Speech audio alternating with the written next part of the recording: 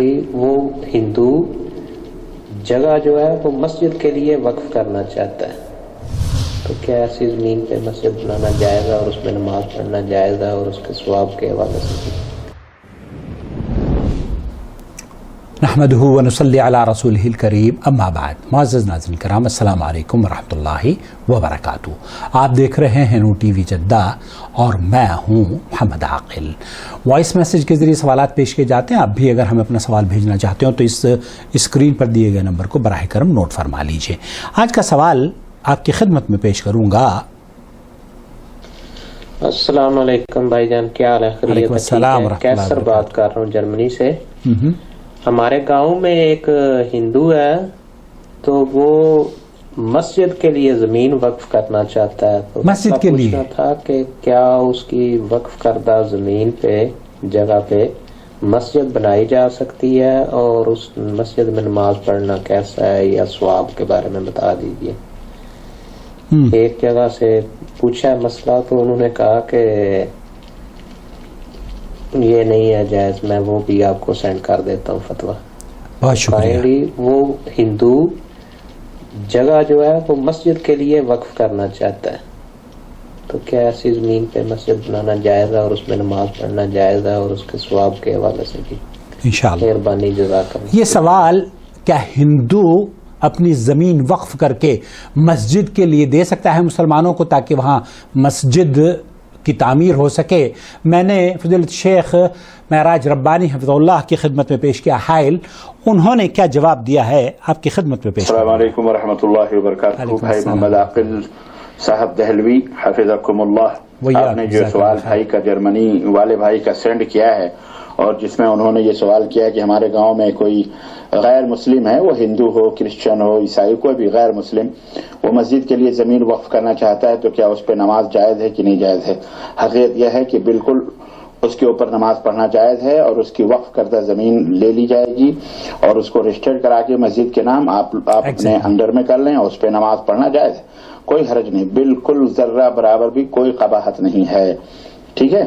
البتہ یہ ہے کہ اب وہ غیر مسلم ہے، اب اس کو اجر کیا ہے؟ وہ اللہ رب العزت ایسے لوگوں کو جو اللہ کے دین کے لیے غیر مسلم ہوتے ہوئے وہ کچھ کرتے ہیں، تو اللہ تعالیٰ انہیں دنیا میں ان کا بدلہ دے دیتا ہے، ان کے لیے کوئی بھی ہو دنیا میں ان کا بدلہ مل جاتا ہے کسی بھی صورت کے اندر، لیکن آخرت میں ظاہر ہے وہ مشرک ہیں، وہ کافر ہیں، اللہ کو نہیں مانتے، یا مانتے ہیں لیکن اللہ تعالیٰ کے حکم کی یعنی عطا کی توحید کو تسلیم نہیں کرتے، شرک کرتے ہیں، تو بہرحال وہ الگ مسئلہ ہے، وہ جہنم میں جائیں گے، لیکن ان کے اس احسان کا جو بدلہ ہے اللہ دنیا میں دے دیتا ہے۔ تو دین اسلام میں اگر کوئی بھی ہو، یہودی ہو، اہل کتاب ہو، یا غیر مسلم کوئی بھی ملحد ہو، اگر کوئی بھی کام کر رہا ہے اور کرنا چاہتا ہے، تو بے شک ہماری عیدوں میں شریک ہونا چاہتا ہے، ہمارے ساتھ رہنا ہے، وہ اہلاً و سہلاً اسلام کے اندر گنجائش ہے۔ البتہ یہ ہے کہ چونکہ ان کی عبادتیں کافرانہ ہیں، ان کے رسومات اور ان کے اعیاد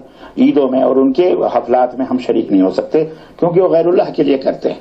البتہ وہ ہمارے دین رحمت ہے، دین رحمت دین اسلام سب کا ہے، اس لیے اگر وہ کچھ کرتے ہیں تو وہ اپنے لیے کرتے ہیں، اللہ کے لیے کرتے ہیں، ٹھیک ہے۔ اور اس کی سب سے بڑی دلیل یہ ہے کہ خانہ کعبہ مشرکین مکہ نے بنایا تھا، تعمیر کیا تھا، اللہ کے رسول صلی اللہ علیہ وسلم نے اس تعمیر کو اسی کے اوپر رکھا تھا، خانہ کعبہ کو اسی تعمیر پہ رکھا تھا، اس کو یہ نہیں سوچا، آپ نے فرمایا کہ چلو آج ہمارا قبضہ ہوا، مکہ فتح ہوا، تو اس کو گرا کر کے ہم اپنی کمائی سے بنائیں گے، کیونکہ یہ کفار اور مشرکین نے کمایا تھا، یہ تھا، نہیں، ہرگز نہیں، بلکہ اس کو اسی پہ برقرار رکھا، حتیٰ کہ آپ نے اسی بنیاد پر برقرار رکھا جس پر کفار مکہ نے بنیاد رکھی تھی۔ حالانکہ آپ ارادہ کرتے رہے کہ عائشہ، میرا دل یہ کہتا ہے کہ میں اس کو ابراہیم علیہ السلام کی بنیاد پر میں قائم کروں، لیکن مجھے خوف ہے کہ میری قوم بھی نئی مسلمان ہوئی، اسلام میں داخل ہوئے، کہیں یہ نہ کہہ دیں کہ ہمارے اوپر الزام نہ لگائیں، اس وجہ سے میں اس کو بنائے ابراہیمی پہ نہیں قائم رکھتا۔ بنا ابراہیمی کیا تھی؟ جو اس وقت وہ مقام حجر جو ہے، جہاں پہ جس کو کہتے ہیں نا کہ یہ خانہ کعبہ سے متصل جو گراؤنڈ ہے، ہاں وہ جو ہے حضرت ابراہیم نے وہاں تک بنایا تھا، لیکن آج بھی وہ خالی ہے۔ تو اللہ کے رسول صلی اللہ علیہ وسلم نے اسی بنیاد پر جو کفار مکہ نے، مشرکین مکہ نے رکھا تھا، اسی پر آپ صلی اللہ علیہ وسلم نے قائم رکھا اور آج تک قائم ہے قیامت تک. تو یہ ہے اصل چیز. اللہ تعالی ہم سب کو نیک عمل کرنے کی توفیق عطا فرمائے.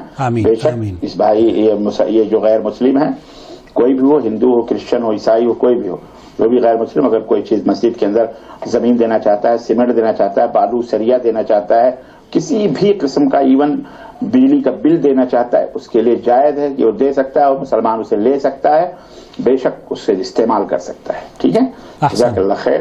وصلی اللہ علی نبینا محمد وعلی آلہ وصحبہ اجمعین. والسلام علیکم ورحمۃ اللہ وبرکاتہ. وعلیکم السلام ورحمۃ اللہ وبرکاتہ. آپ نے سماعت فرما لیا فضیلت شیخ معراج ربانی. کافر اگر کسی طرح کا ڈونیشن، وہ چاہے ہندو ہو، کرسچن ہو، کسی بھی دھرم کا ہو، اگر مسلمانوں کو ڈونیٹ کر رہا ہے، وہ ڈونیشن دے رہا ہے، تو ان کے ڈونیشن کو لیا جائے گا. اور اسی طریقے سے آپ یہ نہ سوچیں کہ اسلام ان سے دوری کا سبب دیتا ہے. نہیں، ان کو آپ قریب کیجئے، اور جب آپ قریب کریں گے تو یقینی بات ہے ان کے دل میں جو اسلام کی خوبصورتی ہے وہ پیدا ہوگی. اور تحفے تحائف غیر مسلموں کو بھی دینے میں کوئی حرج نہیں ہے. تحفے دیا کریں، ایون غیر مسلم ہی کیوں نہ ہوں. اللہ تعالیٰ آپ کی حفاظت فرمائے، اور اللہ رب العالمین اس کار خیر کے بدلے اس بھائی کو دین کی توفیق سے نواز دے، اور اس مسجد میں اللہ رب العالمین توحید کے نعرے بلند ہوں اور نماز قرآن و سنت پر پڑھی جائے. البتہ جب آپ کمیٹی تشکیل دیں تو کمیٹی میں ضرور اس بات کا خیال رکھیں کہ موحدین کی کمیٹی ہو، اور جو منتظمہ کمیٹی ہے مسجد کی وہ اس کے نگران موحد ہوں. اللہ رب العالمین آپ کو اپنی حفظ و امان میں رکھے، اور اللہ تعالیٰ اس کار خیر کو آپ سے اور ہم سب سے قبول فرما لے. آمین یا رب العالمین. والسلام علیکم ورحمۃ اللہ وبرکاتہ.